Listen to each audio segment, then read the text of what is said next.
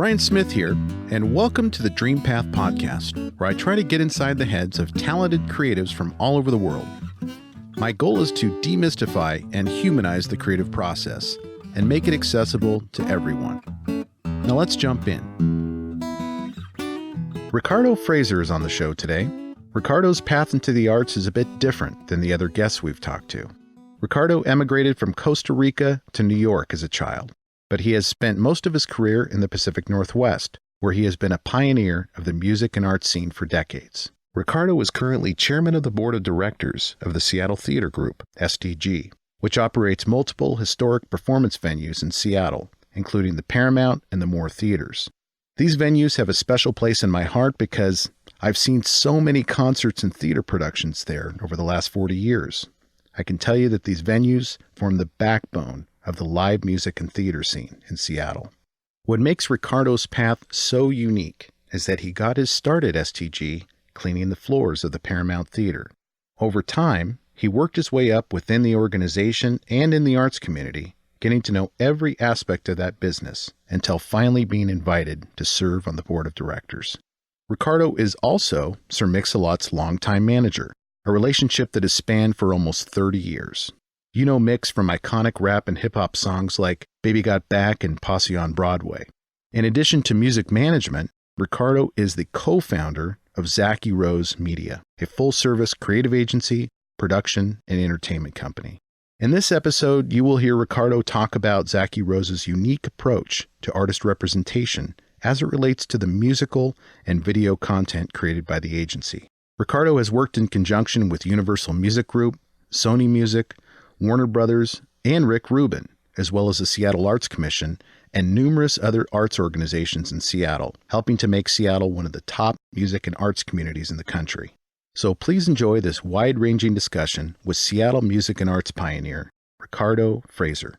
Thanks for making time for me. Really appreciate you having me in your home and agreeing to talk about your journey.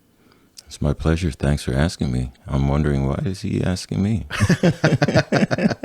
Well, the focus of the podcast has been to talk to people in the arts community and specifically artists who are actively creating after many years and trying to figure out their secrets to success.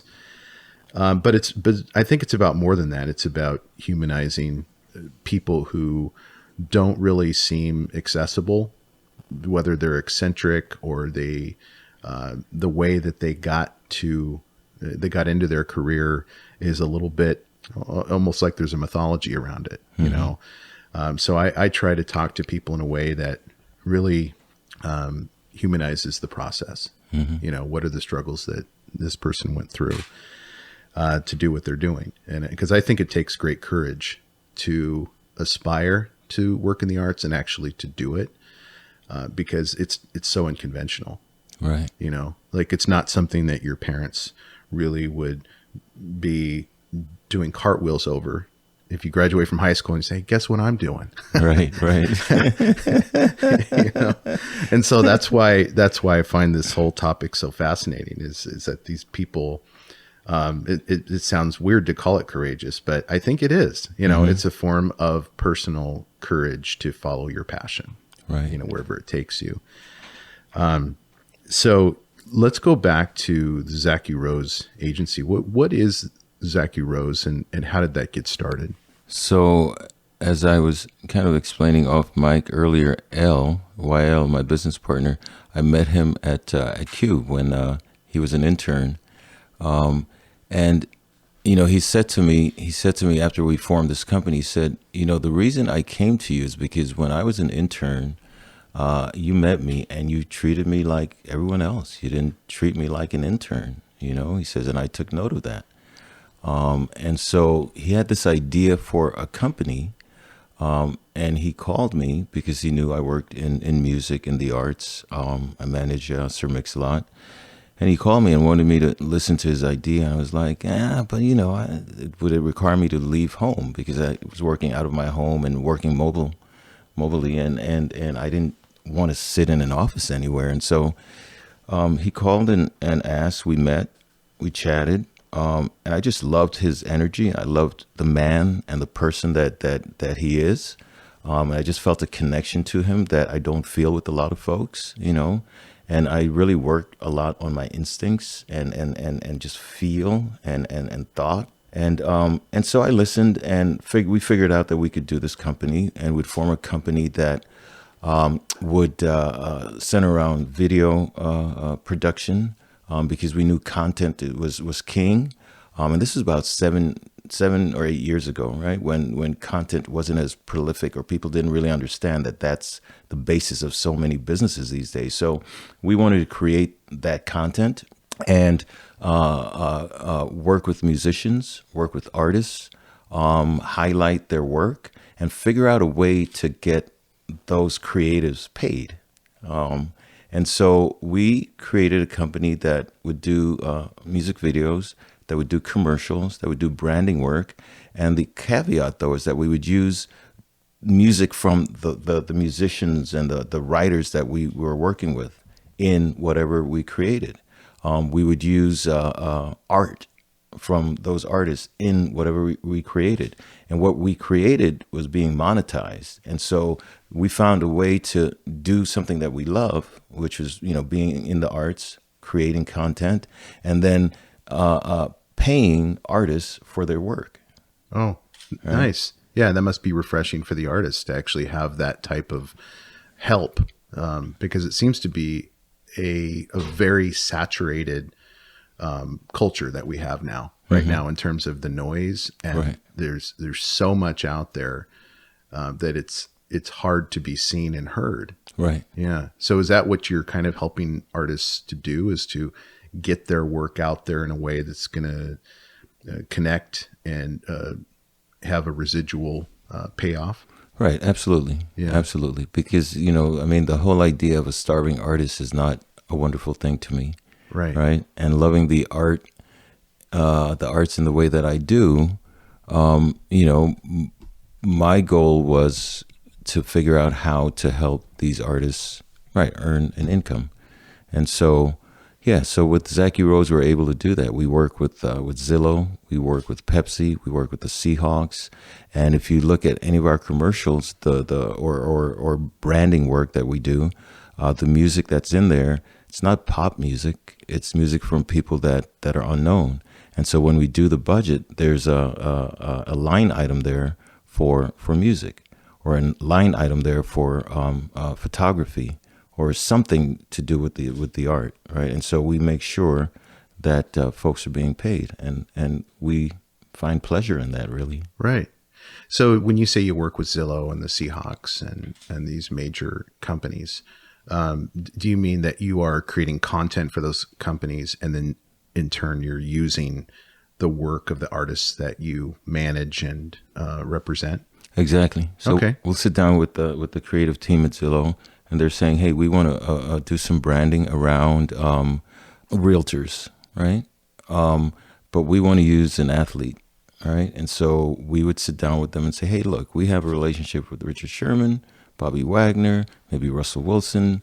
We'd sit with them and work on the creative, contact the reps of those folks, and then, write the script, and then put the whole production together. Deliver a final product that includes everything that they're looking for, in terms of what points they're trying to hit in these spots, and then we use the artist's work within there, and Zillow pays us a nice sum of money, and we in turn pay the artists, well above market rate for their work. Yeah.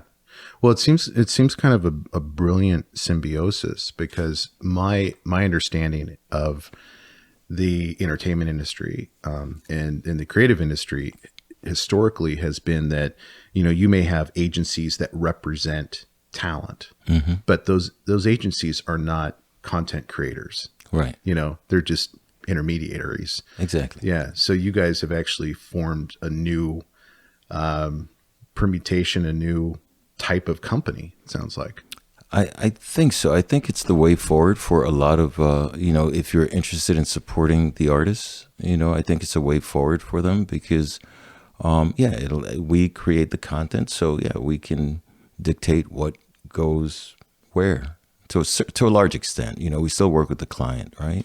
And the client may say, we need, an instrumental that's 120 BPs and it's electro based, or, something that's down tempo. And then we would then look to our group of artists, producers, musicians that we work with, and then give them that information, and they'll create something. And then we go back to the client with exactly that. So it is a different approach to dealing with things. So when you're managing artists, are you managing them from the kind of the conventional understanding of what music managers used to be, in terms of helping them book gigs and working with record companies to make sure that the royalties are paid out fairly, and what is your role as a manager of an artist? See, there are different tiers of management, I think. We generally say management and we think of just what you explained, right? But there are different tiers depending on the level of artist you're working with. So, for example, I manage Sir Mix-a-Lot. Mix has been around for 25, 30 years. He's a Grammy-winning recording artist. He's very popular. He's well known. So part of what I did in the initial phases of working with him is really get him a record deal. So we signed to Rick Rubin's American Recordings. And my job was to go out and find the best situation for him, knowing what he was looking for. He didn't want a label that would dictate to him what he needed to do. And Rick gave him the freedom to do what he needed to do. So it was a great relationship. So I got that deal for him. And then I cut a publishing deal for him so that he can make and monetize, make monies from the songs that he writes over a long period of time, right? So that he has ownership to that. And then I worked with him on video creation and just all the business things, right? So that's one level of artist, because Mix is very popular, right? The type of artist that we deal with at Zachy Rose, and I'll say ZR, is a different tier of artists, right? Not any less talented, just not as well known, right? And with those folks, what we try to do, one is get them paid, get money for their work. We make sure that their material is copywritten. We will do sessions in the studio with them so that they can create material that we can then shop to record labels, typically. The music business has changed a lot. So the idea of, shopping to a label or going to an A&R guy is very different now than what it was before. But yeah, we represent them with in the sense that we try to help them get to where they need to go so that their work and their art is sustainable for them from a financial standpoint. Yeah. So how did you make that connection with Rick Rubin?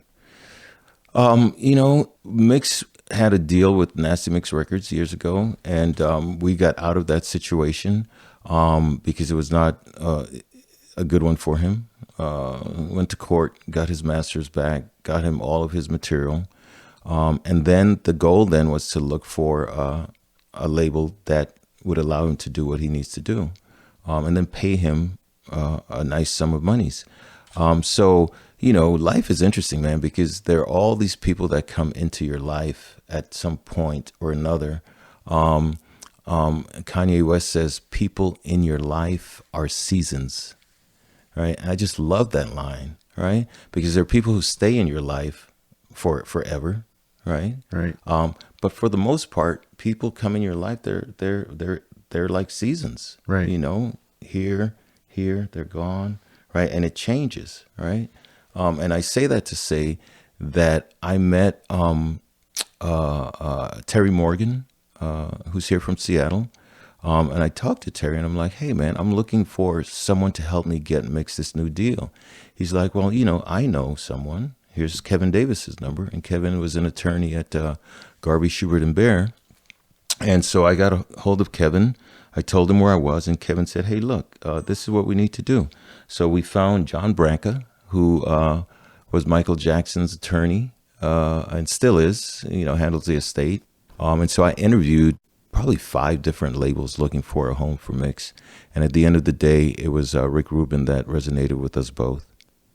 Yeah, I've seen some documentaries with Rick Rubin interviewed, and seen some YouTube interviews of him, and also, of course, followed his career, which is just iconic and just completely culturally formative and Right. amazing.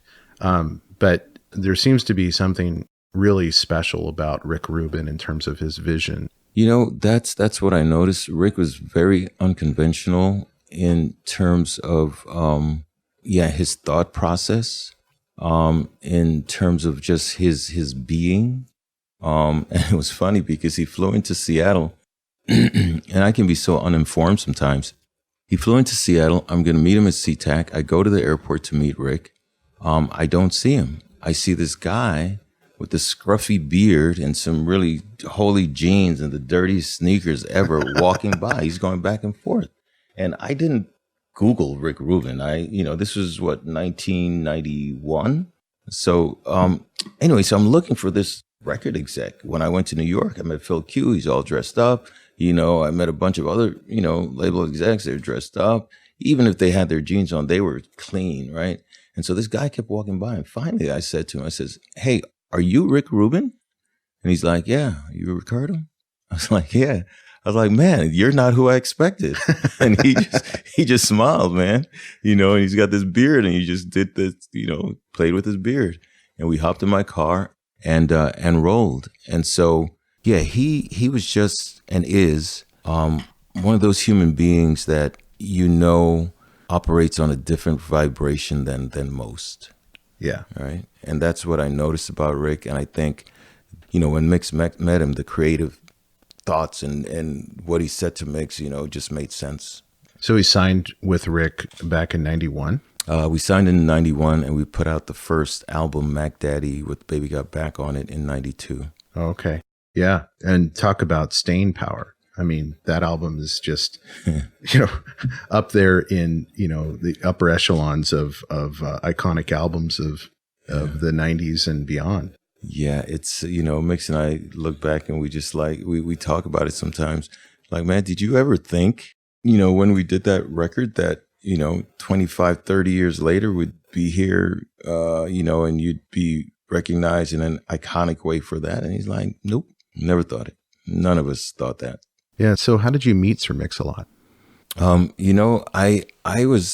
went to school at Evergreen State College, and I did an internship at the Paramount Theater with a woman who was a director, Joy Hardiman, and a professor at Evergreen, and she lived in the Paramount Theater building. So the Paramount Theater, 3,000 seat performing arts theater, they had studio apartments above, and the apartments were essentially for artists. So there were some older, artists who lived in that building. And Joy, being a director, being an artist herself, lived in that building. So I did an internship with her.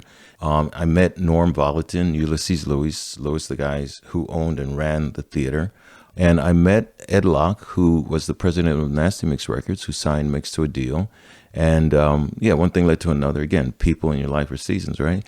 Ramon Wells, who's from Costa Rica, as I am, said to me, he says, "Hey, we have this hip hop label. We don't have anyone of color, dealing with these artists. Are you interested?" I'm like, "Yeah, I'm interested." And so I met Ramon, met Ed, started working with some of their baby bands. And then one day I got a call from this guy, and I knew who Mix-a-Lot was, but he was being managed by someone else. And so I got a call from him one day. He's like, "Hey, man." I'm like, "Yeah, who's this?" He's like, "It's Mix." I was like, "Mix? Hey, man." All right, I'm really surprised. "Hey, man." "What's up?"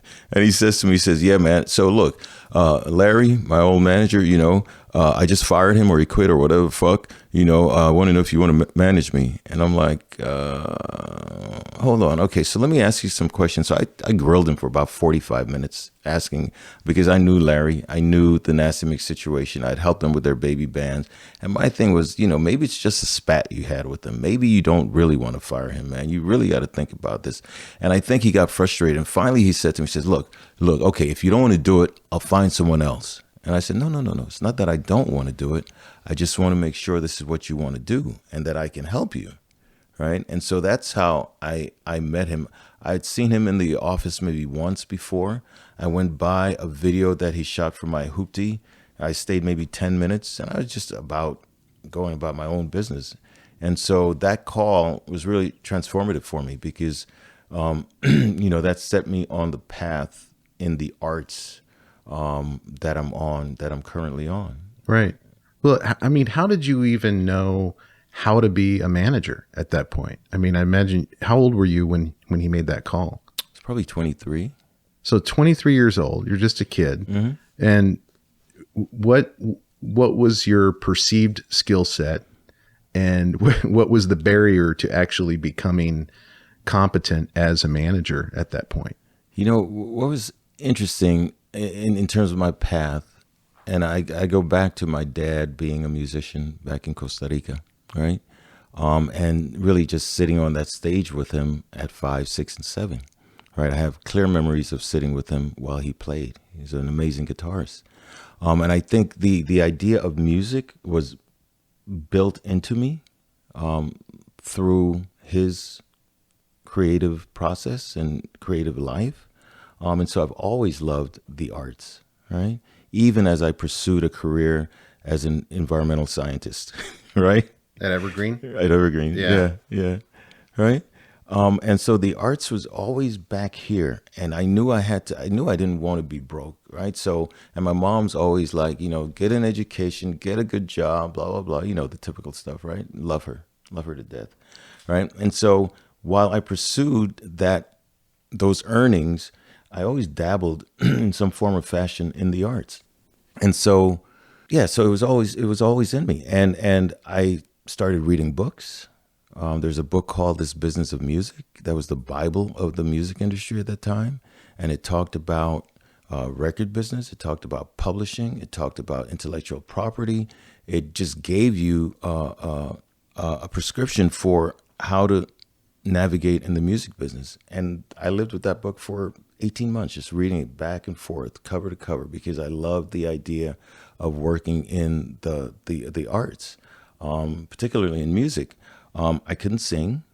I can't play any instruments, right? But again, that love for music and the arts was just instilled in me from a young age. So I just kept trying to figure out what can I do, right? And meeting artists and meeting musicians and seeing their struggles and seeing that they didn't understand the business, I just pursued that path. It's like, I'm going to do this work, right? And so by the time I met Mix, I was well-versed from a book perspective on the business. I'd met some people who worked with the group Pleasure out of Portland. I helped him with some publishing stuff, and I was just helping people generally. And then Mix called and was like, okay, now you're in the big time, man. You got to really apply this stuff. And again, Terry Morgan helped me. Kevin Davis helped me. Ulysses Lewis helped me. Sid Clark. There were just a bunch of people who came in my life and were there that I could ask questions to. I could, reference things, and they helped me really understand the business. So by the time Mix called me, I think I was ready for it. Yeah. And it sounds like you were completely open to making connections and making connections from other connections and talking to people and listening and learning and being humble. Yeah. And it just feels like, your story feels like a very organic way to get into the music industry. You're recognizing that you don't have musical talent per se, but you love the arts, and you found a place in that world, just by perseverance and passion. Yeah, I think that's right. Yeah. And I think when you pursue your passion, and when I talk to young people, I talk about that. You pursue your passion, because the universe then opens up opportunities for you, right? Things that you can't even imagine would happen, or holes that, seem filled, all of a sudden it's vacant and you can step into that place, right? So I pursued my passion, and as I lived it, right, again, the universe opened up paths for me, brought people into my life, allowed me to do what I'm doing today, right? Yeah.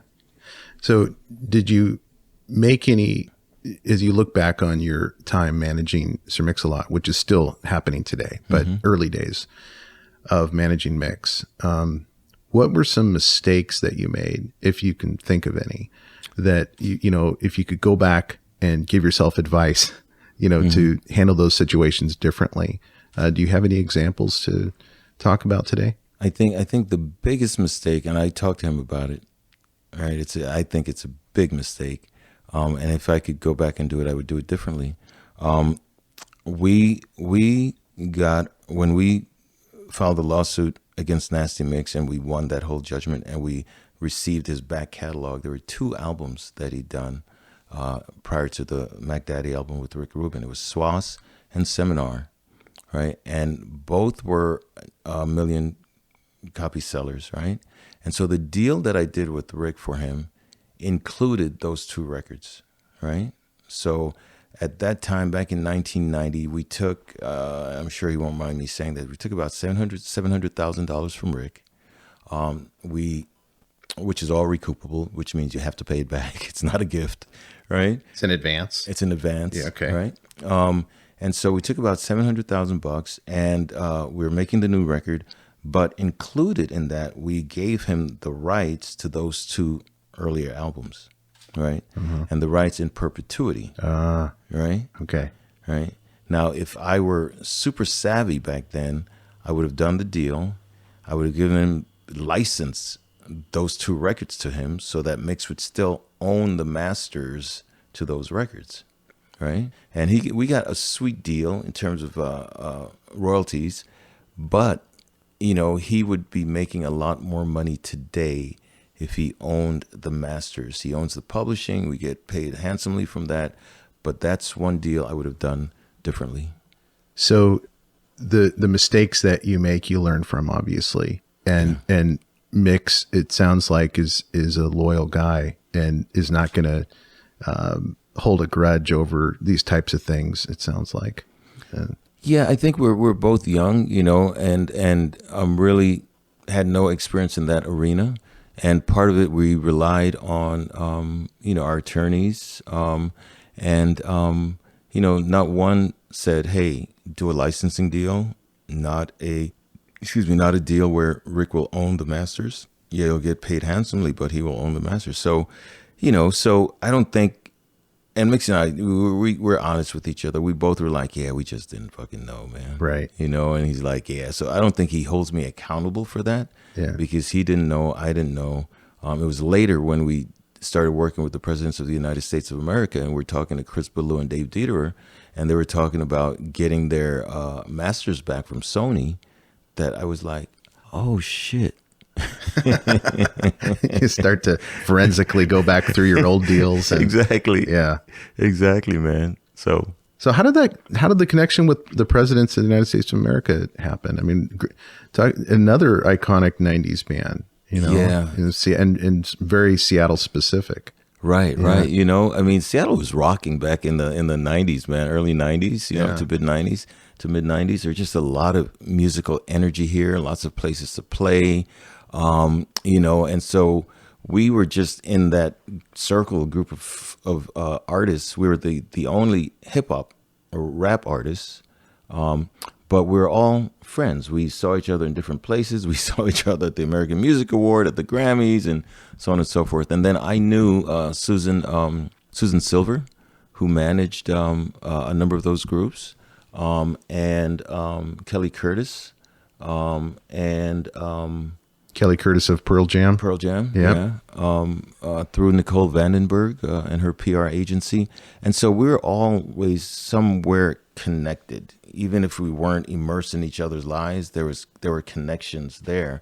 And I had a good friend, Archie O'Connor, love him to death. He and I formed a company, and it was kind of like a management company as well. And he knew the presidents, and he was like, what would be great, man? I'm like, what? He's like, if Mix and the presidents did a song together. I was like, oh shit, great idea, man. So we put that together. He and I, mostly him, reaching out to Chris Ballou. And then we sat down with them, with the Mix, and we were like, yeah, we could do a group. Yeah, we could make some great songs. Yeah. And so, yeah, we sat down, talked about it, and then they started working on some stuff. Oh, that's so cool. And worked on a great what I think is probably one of the best albums that has not ever been released. Really? Yeah. So Yeah. why is that? You know, I think there were some creative differences. One, in that Jason Finn, my guy, drummer, he didn't want to play to a click track. And Mix was like, "You gotta play to a click track, man." And Jason's like, "Oh hell no, I don't play to no fucking click track." So they're just little stuff, man. And then everyone went off to do their own thing again, you know. So we hung out for a couple of years. They went on a tour, a little mini tour, and that was really cool. Yeah, just one of those things. It just kind of fell off our radar, and we found that Mix was doing his next record, and they were doing a new record, and yeah, so we've got the material, and we keep talking about mixing it and putting it out. Yeah. But it was a fun record, because they're both fun acts. Yeah. Right. So Yeah. So much charisma and personality. Yeah. In those two acts. Yeah, and when you see them perform, it really comes across, man. So I'm really surprised it didn't go any further than it did. Yeah, but I think priorities changed, and that was it. Yeah. Yeah. So when someone like Mix wants to work on an album, how do you get involved in that process? Are you just helping out with the business aspects, or are you brought in creatively in other ways? You know, let's talk about the Mac Daddy record for Rick Rubin with Baby Got Back on it. What happens generally is Mix has his own studio that he built. So he arranges, he records, he solders everything, put everything together. And it's in one of the wings at his house. And so he just goes in and creates stuff. And he'll say to me, "Hey, I'm working on this new record." I'm like, "Hey, very cool." And then he'll say, "Do you want to hear this track?" I'm like, "Sure." So he'll play me things, just the music. Or look, I went out and I got this car driving by the house, man, and I amplified it this way, and I dropped some dBs here and blah, blah, blah. And he'll play just a car freaking driving by for me, and he's going to use it in a song. Yeah. And so I'm a sounding board for him, I guess, essentially. And so with the Mac Daddy album, that was my role. He'd call me and play me stuff, and I'd be like, "Hey, that's cool," or you know, "I don't like this," or what have you. I don't think I had any influence on him, mm-hmm. but you know, he would call and ask. Right? Yeah. Well, I mean, it sounds like you're a producer, but you're sort of off the record producer or informal, because you're not actually influencing Power to, you know, affect the sound, but you know, you're giving feedback. Yeah, I wouldn't even go as far as calling myself a producer. I'm I don't know, he bounces stuff off of me, right? It's like a sounding board. I'm a sounding board, essentially, is what it is. Right. You know, yeah, I would do disservice to real producers by saying I'm a producer, man. So it sounds like you got into the music business pretty young, and that you really started from the ground floor, and literally cleaning the ground floor at the Paramount. The Paramount, yeah. I mean, did you ever doubt, given your education at Evergreen, mm-hmm. and in the direction that would have taken you if you would have gone that way, did you ever have any doubt about whether you were in the right place and doing what you're supposed to be doing in this universe? Never any doubt, you know, because again, it's what I was passionate about, right? And it's in my spirit, right? It's in my soul, right? It's just in me. So, you know, I'm a feeling human being, right? And so, you know, everything felt right. Even when things were difficult, it felt right, you know. And I talk sometimes about other career opportunities, because after I left Evergreen, I went on to get a master's in information technology systems. And I was over at Microsoft a few times to see if I wanted to work there, you know, and I went to Cairo to see if I wanted to work in radio at Cairo. I was at King. I was at KRAB back in the days, a public radio station. And you know, the Microsoft thing was interesting because it just didn't feel right, you know, and I'm not knocking, you know, folks who work in the industry, but for me, it felt really sterile, Yeah. I looked around, I didn't see happy people. That's You key. know, Yeah. and I was like, is this who I want to be? And Yeah. the answer was no. So I chose my path, early on, and as I do in life, you deal with what comes, right? Mm-hmm. And and then the environmental stuff, it's like I am environmentally conscious, and I do what I can, in my daily living, and in teaching my kids how to be environmentally conscious, how to care about the environment, how to take care of this earth. So I'm comfortable with my choices. Right. Yeah. You don't have to necessarily work in the environmental protection industry to, Right. yeah, to feel like you're making a difference. Right. Yeah. Absolutely. Oh, Absolutely. right on. So So how did you get involved in the Seattle Theater Group? STG. So I told you I worked in that building when I was a college student, on the cleanup crew, cleaning up the theater, and and just kept an eye on what went on over there. And I joined the Seattle Arts Commission. I chaired that for a little while. I got on the For Culture Board through my good friend Vivian Phillips. She worked for Mayor Shell. She worked with Greg Nichols, the former mayor, and she was like, there aren't many black men doing the kind of work that you do in the arts, right? And you can be a really good role model, a good, powerful voice, and you should join the commission. You should be on the For Culture Board. You should really get more involved in the Seattle art scene. And I was like, okay, sure. Right. At one point I was on 5 or 6 boards, right? I went overboard, right? It's like, yeah, I can do everything. Right. And then at one point she said to me, you should be on the STG board. And that was, I think, 9 years ago, maybe 10 now. And I was like, oh, the Paramount board? She's like, yeah. So she set up a lunch with Josh LaBelle, the executive director. I think Greg Molnar, who was the president at that time of the board. And I met with those guys and we talked, and I was like, okay, this would be cool. I could do this. I love the theater. I know the history there. I spent many days in the dungeon, in the basement, I lived in the building. I loved the work that STG was doing as far as their educational work. People think it's just about concerts, but they do so much more with their education programs that reaches into communities, deals with young people, deals with people with Parkinson's, incubates workshops for writers, for dancers. And so that work, I was like, okay, yeah, this is really good. It's not about the concerts. It's about your education programs, Yeah. the things that you do, and you're giving back in the community. And so they asked me to join the board, and I was like, okay, I'll do that. So I've been on the board, like I say, 9 or 10 years now. I've served as the board president for 2 years, and I'm now the chairman of the board for the next 2 years. And I just think it's ironic. Don King used to say, only in America. Right. Do you remember that? I remember. Only in America. Yeah. Right. And so being a guy from Costa Rica, man, who migrated to the U.S., lived in New York, traveled west, right?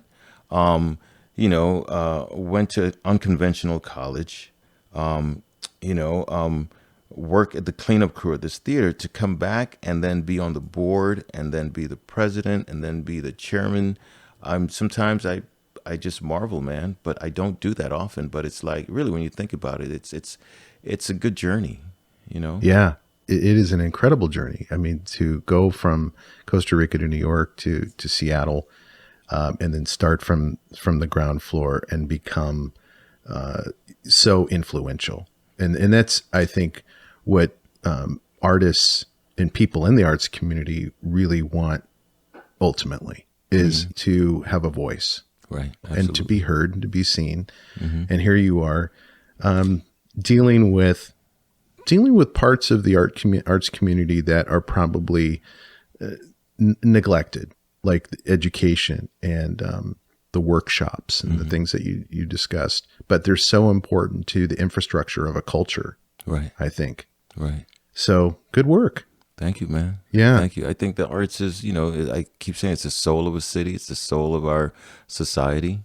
And oftentimes it's ignored, and people don't recognize or acknowledge it, right? Yeah. So what do you think are currently some of the biggest challenges for musicians and performance artists in Seattle right now? it is definitely, I think housing is one of our biggest challenges here. How do you keep musicians who don't earn tech employee monies? How do you keep them in a city to continue to participate and give what they give when they can't afford rent, in particular, can't afford to buy a house? So the affordability issue, I think, is a big issue for artists in our city. Seattle's becoming unaffordable to artists. Unless you're with Amazon making $100K and more a year, you can't pay for $2,000 for a studio or one bedroom, right? A month, right? So the affordability issue, we've got to create more affordable housing that really focuses on seniors and I think and those in the creative field. Otherwise, they're going to be all out of the city. Businesses will thrive because people are eating out and it's like the soul is gone. Yeah. Right. So you have big tech coming into a city like Seattle and you have this influx of money. Mm-hmm. But that money is not going to necessarily, it sounds like, to the artists. Right. They may be spending money on the arts, but it's not helping them enough to allow them to live in the city. And what happens when big tech comes into your city, right? Real estate value goes up and venues disappear. Yeah. Right. So we've lost a number of iconic venues in Seattle, man. I think the Rebar is one that's gone. I could probably name a few. The Showbox is threatened right now. What was that bar on Virginia and First? That's gone. I mean, it's condos and retail on the bottom. So venues go away. So the artists have no place to play from a musical standpoint. Visual artists, where do they display their works? I mean, galleries are gone. Yeah. It's all about retail and restaurant and condos, right? Yeah. And so do you find that the arts community is kind of being pushed out into areas like, Kirkland, Edmonds, and, down south, maybe closer to Olympia, because of the lack of venues and also the real estate problems? Right, the affordability issue, absolutely. Yeah. And what's interesting about that, I mean, at one point, Belltown, right, was a place where you'd find a lot of musicians living, a lot of studio space, a lot of art, right? And then they decided, we'll redevelop Belltown, put up a bunch of condos and retail spaces and so on and so forth. And I don't knock development, right? But I think you have to develop with an eye for more than just profitability of those developers, right? You've got to develop with an eye for what kind of city do we want this to be 10, 15, or 20 years from now, right? Right. And I think if you're intentional in some form or fashion with that and understanding the role that the creative industry plays in a city's lives, and then you can develop a city that's vibrant and supports both progress and commerce and the arts. It sounds like you're being pulled in a lot of directions, professionally and also charitably, in working with these organizations. I would imagine that, serving as chairman of the board is typically not a paid position for example, the Arts Commission. I don't know if it is or not, but nope. No monies. Yeah. So you're really volunteering a lot of your time to sit around in meetings and planning sessions, and it's important work, but you have to make a living. So how do you divide your time between volunteer work and Zachy Rose and managing Sir Mix-a-Lot and all of these different directions that you're being pulled? How do I divide my time? That's a good question. Um, yeah, I guess it would go back to the concept of time, right?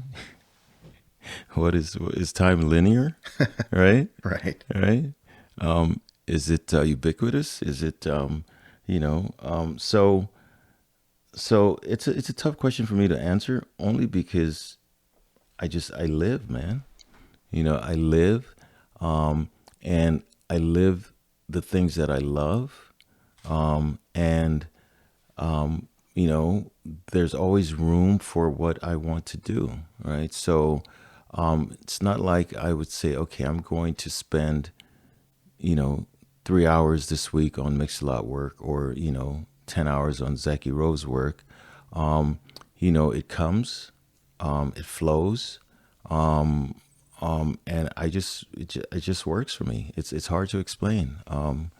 It just works for me. I use my Google Calendar a lot now, right? To just put things in there. It's like, okay, we've got a meeting today at noon to talk about some Zachy Rose business. I'm going over to Thing in Port Townsend, which is a new festival that STG is doing, and that's this weekend. Next week I've got some meetings at the Paramount.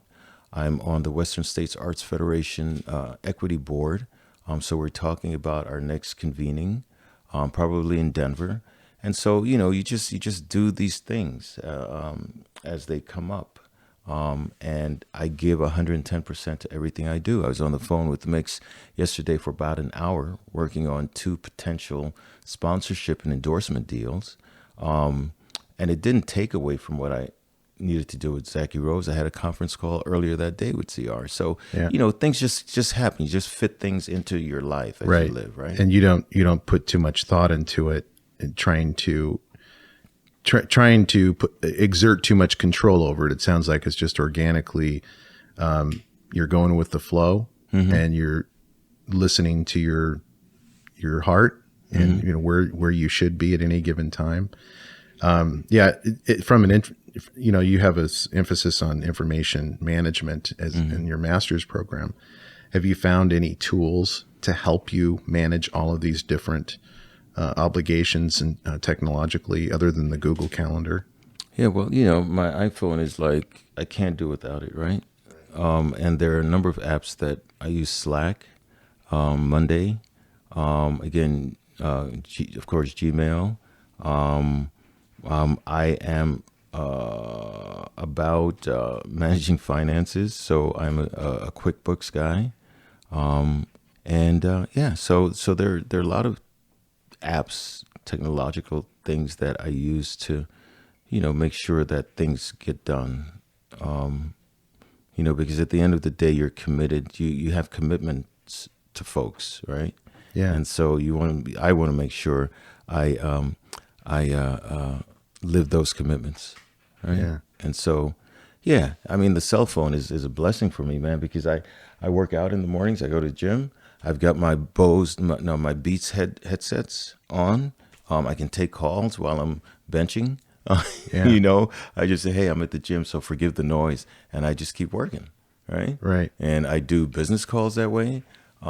If it's super, super important where I have to be super quiet, I'll go into like the bike room and talk, but I'm just on I'm going. I'm not sitting around waiting for shit to happen. Yeah. You know what I'm saying? I'm just living, man.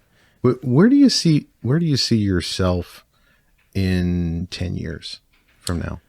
That is a great question, because I have been struggling with where I'm going and what I want to do. I live here with my 15-year-old Miles. He's going to be a junior this year. So he'll be heading off to college in 2 years. And I'm going, okay, so what's next for me, right? My life and my career and my friends and connections are primarily here. I have great friends in LA, family in New York, but my life is primarily here. But the question for me is, do I want to stay here, right? Is there another adventure somewhere? Elle and I went to Spain and Portugal back in May. And I was away from the U.S. for about 2 weeks, and just got a different sense of the world. And for the first time in a long time, I thought, I could probably live outside of the U.S. And so 10 years from now, I will either be in some warm climate, right, writing a book, maybe teaching or lecturing, and I'll still be doing the work in the arts. I'll still be on a board or a commission, helping young people figure out who they are, and how the arts can influence them and how they can express themselves in that way.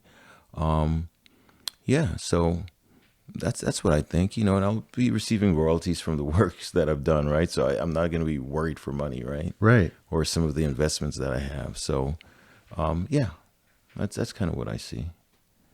So, are there any upcoming projects that listeners can look up online and attend or see online that you want to talk about? There's some things that I'm working on with Mix that if it comes to fruition, it'll be really cool. There's a show called Sir Mix-a-Lot's House Remix that we're working on for HGTV. And Mix is a investor in homes. He loves homes. And so it's a home remodeling show, much like a lot of the others that are out there, with Mix's unique spin on it. So that's something that should be happening soon. Sir Mix-a-Lot's House Remix. And that's about it, really. I mean, Elle and I are doing some amazing work with some new clients. But it's not something you could Google and look up, Right. If you go to zackyrose.com, though, you can see some of the new works that we're doing. Yeah. Yeah. And if somebody wants to reach out to you online, or directly, like, what's the best way for them to get in touch with you if they have questions about, that I didn't cover during the interview today? I'm a text guy, right? So Mix has my phone number on his website, right? So I get calls at 2 a.m, man. Like, hey, you Mix-a-Lot's manager? Yeah, but I'm asleep right now. Right? So here, I'll give you my phone number and my email. So phone is really great. Text is better than calling. And that number is 206-790-7227. Okay. And I generally answer texts. And then I use my Gmail. It's like my public email account, so I'm not inundated with stuff on my business account. And that's just first and last name at Gmail. And it's Ricardo Frazer, Frazer, at gmail.com. Okay. And are you accepting representation of new talent at Zacky Rose? Or are you good for now? I'm really good for now. But I help people, right? I mean, so if you're an artist, you're looking for some advice, some connections, opinions, I always give back, because that's what people did for me when I was coming up. So, Elle says to me sometimes, he's like, man, you're just wasting your time, because Elle's about getting that business done, right? Right. And I'm like, no, man, I'm just giving back, right? So, yeah, so people can call with questions. If I can help, then that's what I do. If I can direct them in a particular direction, that's what I do. If something, again, moves me in my spirit, and on that level, that other level, then I would work with someone if I get that sense or that feeling. Right. Yeah. So Well, that's pretty cool. Thanks for sharing your story with us. Well, thank you for asking me to be here. That was pretty awesome. Yeah. No, it was a great talk. Thanks a lot, Ricardo. My pleasure. Thank you.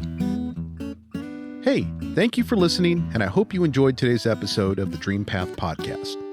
If so, I have a favor to ask. Can you go to your favorite podcast service and give me a rating and review? Your feedback is what keeps this podcast going.